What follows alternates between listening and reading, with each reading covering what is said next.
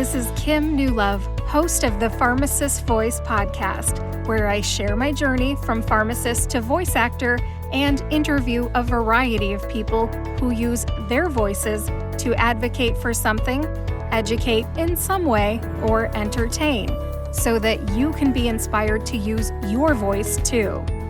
This is episode 109, and you can find the show notes with links to anything mentioned today on my website, thepharmacistvoice.com. There are a lot of pharmacists out there right now looking to do something else. Starting a second career can be a little overwhelming. Take it from me. It's a little like going to a foreign country. Traveling to a foreign country alone can be scary. You pack your bags, you go to the airport, you get on a plane, and you go to a place that you've never been. What if you didn't have to do it alone? Traveling with a friend is way easier than traveling alone. Your friend helps you pack. They sit with you on the plane. They help you figure out all those little things that you could never have planned for. Just like traveling to a foreign country with a friend, starting a second career with an accountability partner is easier than starting the journey alone. Today's episode is an interview with Lydia Tate. She's been one of my 2 audiobook accountability partners for the past 2 years. My other audiobook accountability partner's name is Laura. Hi, Laura, and I hope to have her on the podcast later this year. What do I mean when I say that Lydia is one of my audiobook accountability partners? That means that Lydia and I started our nonfiction audiobook narration training with Sean Pratt, our coach, at about the same time. We went through his lessons one-on-one, but we went through all 14 lessons of the program at about the same time. We also both graduated from Sean's program last fall, the fall of 2020, and we've both narrated audiobooks that have been published and available for purchase on Amazon.com. Today, we'll talk about the value that 2 people can offer one another, even though they have very different backgrounds. We use our skills from our first careers to be successful in our second careers. We each took the first step on a journey. In this interview, I talked to Lydia about the type of narration work that she's done, what she expected to do, and some of her unique insights. Pharmacists looking to do something else can learn a lot from Lydia. Lydia is special to me, and I'm looking forward to sharing our conversation with you. For months, I've been talking about my podcast to her. Now, she gets to be one of my guests. This episode combines my journey from pharmacist to voice actor with an interview show. It's a nice change of pace for me. I like variety. Now I'll tell you a little bit more about my guest, then we'll dive right into our conversation. Lydia Tate, whose pseudonym is Lily Jane, is an educator, voice actor, and audiobook narrator. Her style is spontaneous, straightforward, and savvy, like having coffee with your quirky BFF. She has loved performing since she was a kid. As an adult, she uses her middle school science education degree both in the classroom and as a curriculum designer. And now, she pairs her education experience with her professional training in nonfiction narration to record engaging, informative voiceover. She loves to record some fun, cozy mysteries now and then, and when Lydia is not narrating, you can find her making crafts, baking homemade bread, playing disc golf, or consuming coffee drinks full of chocolate or caramel. Without further ado, here's my conversation with Lydia Tate. Hi, Lydia. Welcome to the Pharmacist Voice podcast. How are you? Hey, I'm doing good. I am 34 weeks pregnant, so I'm having an eventful life these days. Being pregnant in the summer is memorable. It's warm, especially in the booth. It's a good time. I know. Well, something people may not realize is that we're not always in these big open rooms like these studios you see on television. Can you tell me a little bit about your recording space? Yeah, absolutely. My husband and I built this custom little homemade booth. It's a PVC pipe frame, just really thin, like 1 inch in diameter pipes, and then it's wrapped in moving blankets. A lot of layers. It's like 4. That's part of why it's so warm. And then I've got my lights all strung up inside the booth, so it's definitely a far cry from a big open room that looks so fun on TV, but it's just a nice little enclosed cloth box. It's cozy. And it gets the job done because you have recorded many audiobooks in there, right? Mhm. That's correct. Yeah. My very first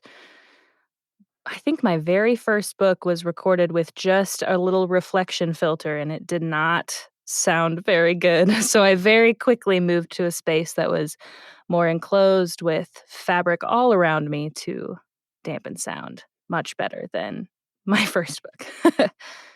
Yeah, you learn as you go, don't you? Yeah, there's a lot that you learn by trial and error sometimes. It's always great to listen to the advice of others so that you don't have to always learn by mistakes.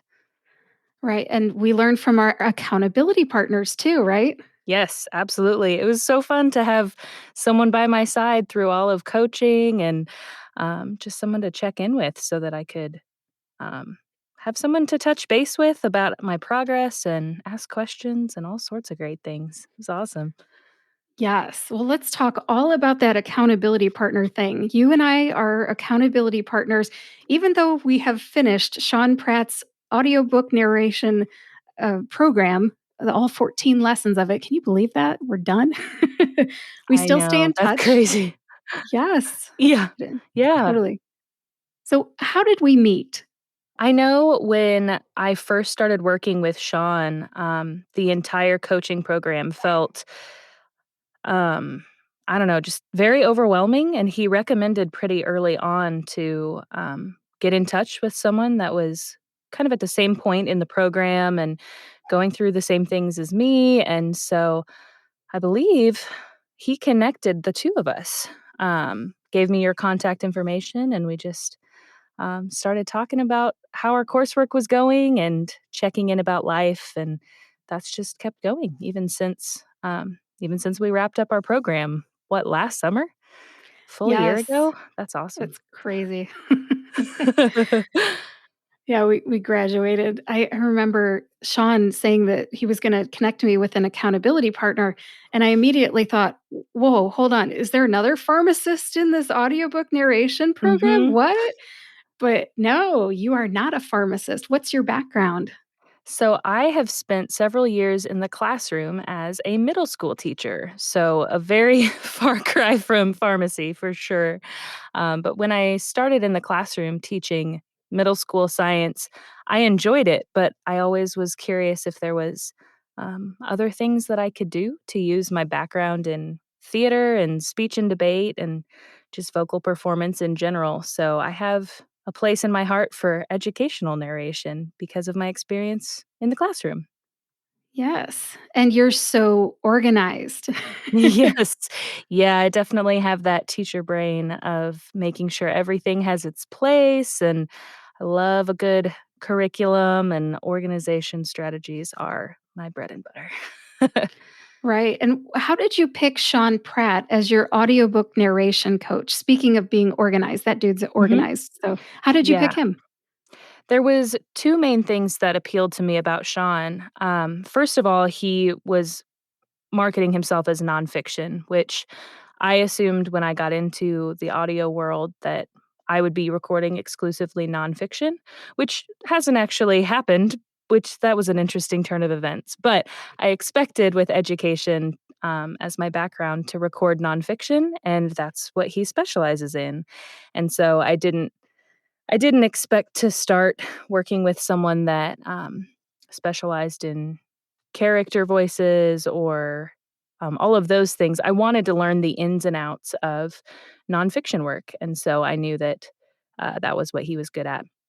And also, I had heard just kind of through the grapevine that one thing that he was exceptionally good at was having an organized curriculum with his own textbook that he created of all these scripts that he'd put together and things that he'd written, and just making sure that students had an exact path to follow lesson after lesson. And that was really appealing to me. So I was super excited to dive in with someone who is organized about nonfiction.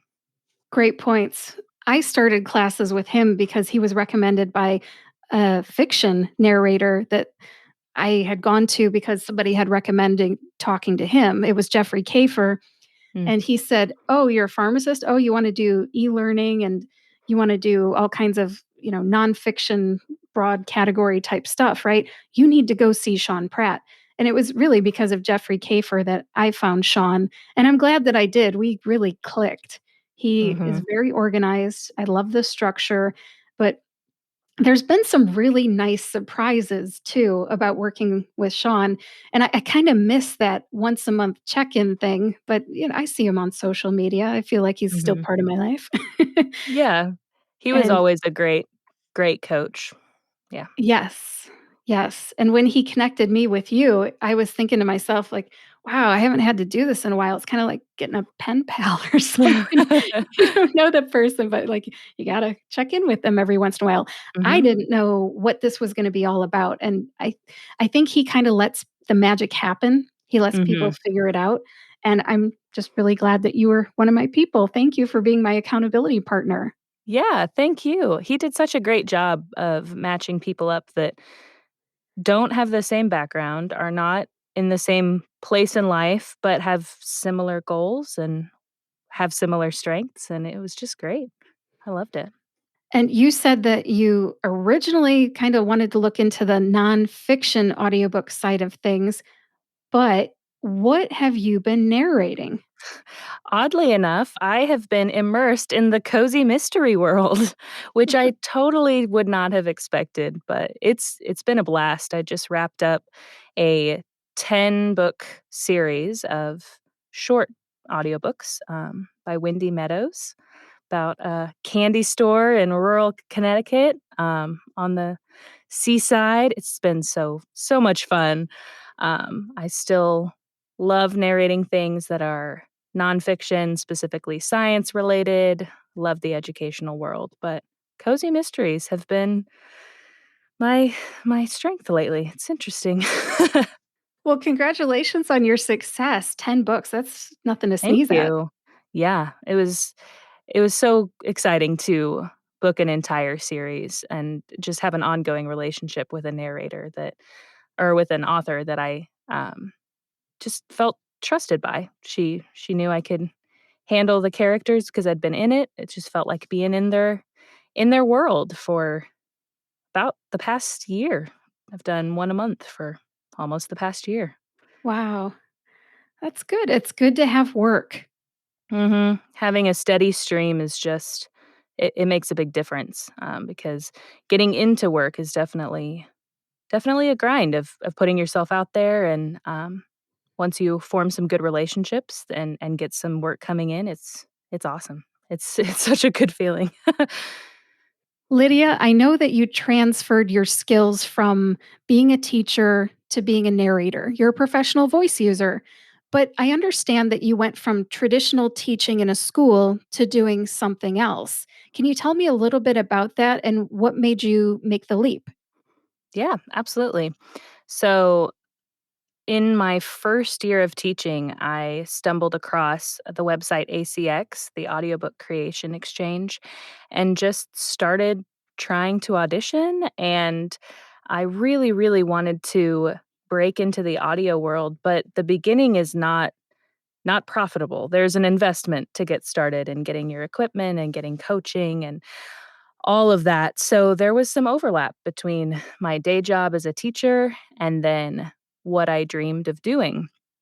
And so it was a lot of days in the classroom and then evenings trying to record auditions, and the few jobs I was getting at the time trying to get those accomplished on evenings and weekends.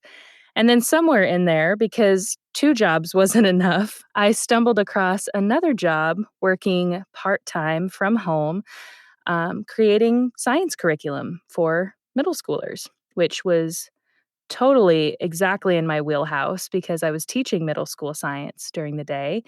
And so, somewhere in there, after juggling 3 different things, narrating audiobooks and writing curriculum and recording audiobooks, I knew something had to go, and what I was most excited to transition into was either audio stuff or curriculum things, and they both worked really well together where I could structure my hours at home, doing whatever I needed to do during the day without having to leave, and yeah, so it's been it's been interesting. This past year, the 2020 to 2021 school year was my first year not in the classroom, and then working on exclusively audiobooks and curriculum, and they really meshed well together, and it's been it's been great. I've really enjoyed the drive and the discipline and the organization it takes to work from home, managing your own schedule, finding your own work, structuring your own hours. Everything involved with that has been a joy. Yeah. Well, congratulations on your success. Making a career transition is not always easy. Mhm. That first step on that journey can be so uncertain. How did you know everything was going to be okay? It sounds like you're such a success story, but did you have any doubts?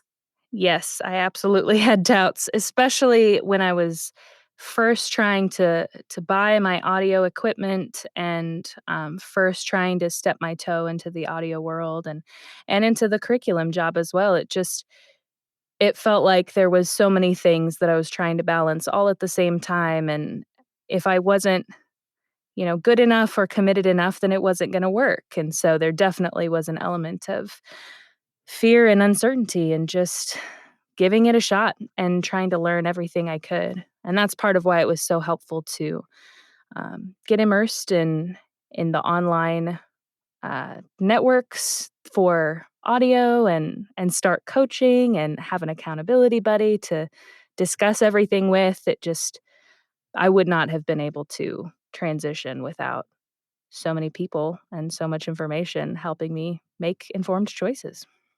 You mentioned online communities. Can you tell me what is one of the best resources that you found for audiobooks to help you as an online community?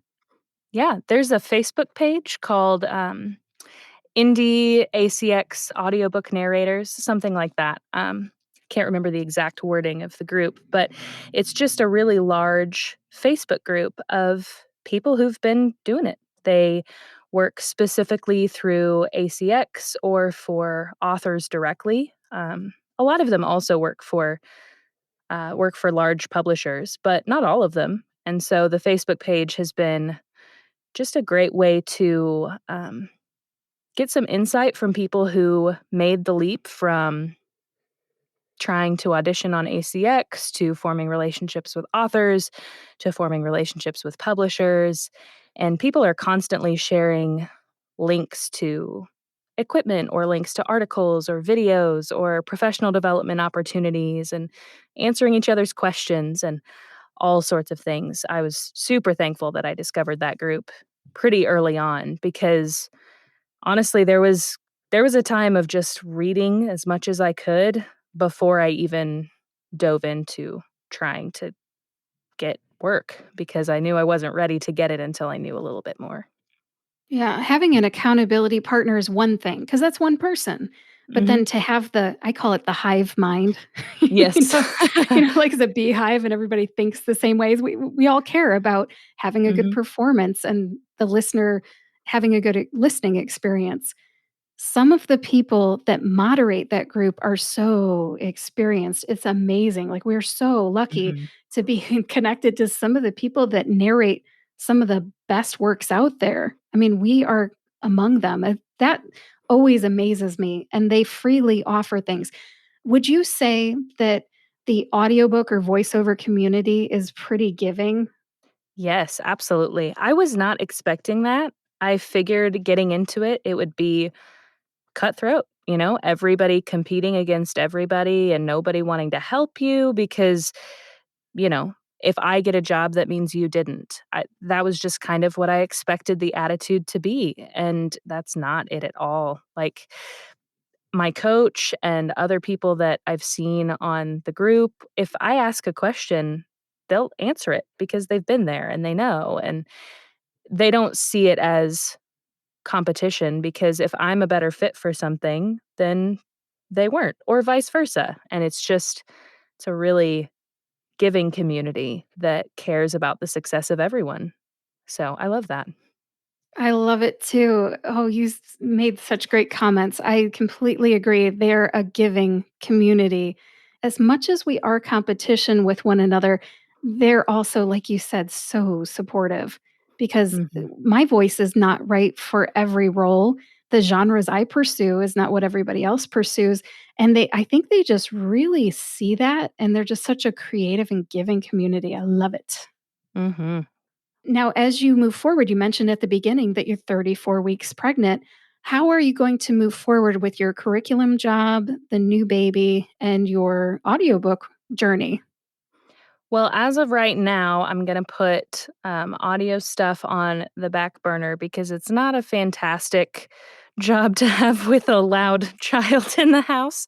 So, um, as of right now, when I start, taking care of my newborn at home, it'll be pretty easy to fit the curriculum job in the gaps of work time that I have, whether they're few and far between or not.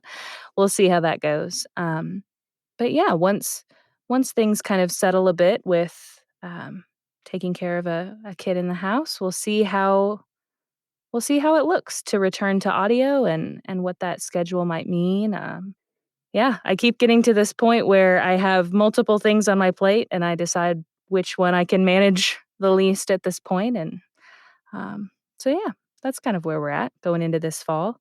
That's good to have priorities. And would you say that audiobook narration is a role that you can jump back into at some point down the line? Yeah, I definitely think I could because so much of this investment that, I've done, not just materially, the investment in my microphone and my booth, I still have all that on hand, but also the knowledge that I've gained and the experience that I have and the social media pages that I've set up, all of those still exist. It's something that I can table for a time and jump back into if the need be and whenever that time is. It's just yeah, there's a lot of setup to get into the audio world, but it doesn't all disappear if you gotta step back for a little bit. I would agree. I do. And I wish you luck as you move forward. And just like you transitioned from being a teacher to an audiobook narrator, I have a feeling that down the line, even with a child in the picture, you're going to be able to use the skills from audio production for something else. I mean, maybe somebody will eventually, or a curriculum company will say, we want to do the audio version. And guess who's got Mhm. the skills to do that? You. Yes, absolutely. There are times where the company that I work for mentions the need for, videos or recording screen share of using products, and recording voiceover to the background to show how things should work, and I always like to keep those things in mind moving forward. I would love to do those sort of things, and so it's all a matter of connections and experience. Sometimes things lead to somewhere else that you didn't expect, but you get there because of the connections you have. Connections, experience, and then you have that mindset that I can do more. I've done this in the Mhm. past. I can do something. Some people never take that first step. No judgment, but you're just the kind of person that would just keep moving forward. And I love that. And I wish you the Thanks. best. Thanks, I appreciate that. Well, you're welcome. Now, as we wrap this up, is there anything else that you'd like to share? Well, I just want to encourage anyone who is is thinking about making a change from one job to another or just wants to try something different. Get out there and give it a shot because there's no harm done if you give something a try and you discover it's not for you or it doesn't fit your life like you thought it would. Sometimes things just are totally different than you expected, but sometimes you just never know if you give it a real shot. And so I am super thankful as I look back on the past couple of years seeing all the different experiences that I've had and the relationships that I've formed.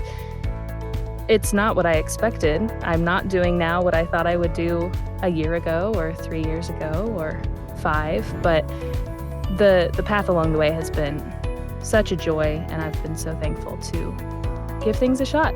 And so that would be my encouragement to anyone listening. Get out there. Give it a try. I like that. Thank you for sharing your experience. And even though we started off as accountability partners, I now consider you a friend. And that's one of the awesome benefits of having an accountability partner. You grow this relationship and it continues. Yes, absolutely. I'm so thankful for my relationship with you over the past couple years as we've gone through coaching and continued to check in since then. Well, thank you again, Lydia, for being on the Pharmacist Voice podcast. Have a great rest of your summer. Thanks so much. You too, Kim. What a great interview. It's time for me to share some takeaways. As you can probably tell, there's a lot of mutual respect between Lydia and me, mixed with some enthusiasm for audiobook narration and voiceover. After this interview, I looked over my notes from several of our accountability partner chats. I can't help sharing a few things that we learned from one another over the past 2 years and some of the things that we talked about. 2 years of material, Kim? Yes, don't worry, I'll keep this short. By the way, if you're a second career professional, some of these topics might pique your interest too. Even if you're not into narrating audiobooks or doing voiceover work, there are plenty of topics any set of accountability partners in any industry might appreciate. So take these broad categories and apply them to your situation. When we were Sean Pratt's students, Lydia and I always talked about our coaching experience with Sean. After all, he's the one who connected us. Our conversations have evolved since graduating Sean's program last fall, but 2 major topics we have always discussed are narrating audiobooks and building our individual businesses. Let's talk about performance. Anybody who thinks audiobook narration is just reading is misinformed. It's not just reading, it's a performance. Lydia and I learned the craft together. There's a lot more to audiobook narration than just reading. For example, I have a friend who committed a beginner mistake recently, and I couldn't help thinking, oh yeah, I learned about that from Sean Pratt. Unfortunately, my friend did not. This is not Lydia, okay? What's the mistake, you ask? Well, he didn't confirm the pronunciation of an acronym with his client. So, he said a 3-letter acronym incorrectly more than 100 times during an audiobook. The client was unhappy. The client wanted the pronunciation fixed, and rightly so. Guess what happened? My friend had to fix more than 100 errors. There was a tight deadline. He managed it, but it was a pain, and I felt badly for him. Not a story with a happy ending, right? During the course of our training with Sean Pratt, Lydia and I had to do all kinds of preparations for our homework assignments. Pronouncing acronyms correctly was one of those lessons. Training is important, and as you can tell, it saves time and frustration. Here's a quick personal story for you about pronouncing words correctly. I'm not perfect, but I do try to get it right. In the last book that I narrated, the word niche appeared dozens of times in print. As a narrator, I know that the word niche can be polarizing. Some people say niche. In this case, niche rhymes with itch. Others say niche, and in this case, niche rhymes with quiche. These are actually phrases that I put in my production notes, so a little behind the scenes for you. The niche people and the niche people do not see eye to eye. It doesn't matter how I want to pronounce it. I'm just the narrator. I need to know how the author wants it pronounced so I don't have to redo my work like my friend did. How do I find out how the author wants a word pronounced? Well, I just simply ask before I record the project. In addition to creating a great listener experience, I need to get the author's intention right. I'm not perfect, again, okay? I'm still learning, but I have a solid foundation for narrating nonfiction audiobooks, and I'm thankful for my training. Speaking of training, Lydia and I shared what worked and what didn't work for us when we completed our homework assignments. This is not cheating. For example, we had to speak a few lines of a foreign language as part of an assignment. What worked for me was getting a native speaker to say the line slowly on a Zoom call first. Then I'd turn that line into an audio clip on my phone so I could play it right next to my ear right before I needed to narrate it. That way, it was fresh in my mind. I shared that tip with Lydia. I'm not sure if she did that too or not, but the trick was worth sharing, and that's the point. Accountability partners share tricks. By the way, I understand that some fiction audiobook narrators create audio clips too when they have a lot of characters to keep track of. I'm sure you can imagine in a book like Harry Potter, there's a lot of characters to keep track of. Wouldn't it be handy to remind yourself what that voice sounds like if you haven't used it in a while? Kinda cool. Tricks of the trade. Learning tips, tricks, and hacks is one of the perks of having an accountability partner and also a perk of being part of Facebook groups for audiobook narrators. I have learned so much from others. Other things Lydia and I discuss are business goals and personal goals. There is so much here that I could say, but I'll just keep it short. We each have goals. Our goals are different, but we discuss the common ground, like headshots, websites, business cards, social media posts, and newsletters. We also talk about which conferences we're planning to attend and why, webinars we like, online casting sites we should use, like ACX, classes we're thinking of attending, like improv class, resources we use, such as Facebook groups, podcasts we listen to, and tools we use. What kinds of tools? I'm talking about microphones, headphones, recording software, file transfer sites, iPad apps that we need to use so we can mark up our manuscripts using input from authors, like pronunciations, and other tools, like software for sending newsletters and websites we use for auditioning for jobs, like Google Drive. Even if you're not a narrator, consider using Google Drive. You can put your resume, your client testimonials, your samples, audio samples in our case, and personalized demos in a Google Drive folder and send it to a possible client. Give it a bit.ly link so it doesn't look scary long, right? And plus, you can tell if it's been used then, and voila, you've got a great tool there. Again, even if you're not a narrator or a voice actor, you can use this concept to pitch potential clients. Back to goals now. Accomplishing goals is easier to do when someone holds you accountable.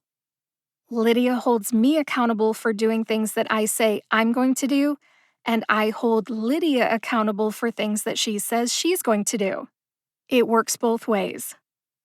Let me tell you something else. Getting input from somebody I know, like, and trust is a perk of having an accountability partner. For example, one month, we had an assignment from Sean Pratt challenging us to put the personality, energy, and attitude of our vocal profile into words. Not an easy task. Lydia knew me well enough to know that I am confident, calm, and trustworthy, like a big sister you actually want to listen to.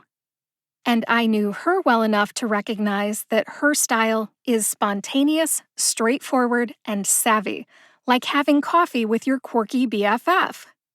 She came up with a fitting tagline, and so did I. If I didn't think that her tagline fit, I would have said something. Accountability partners keep it real.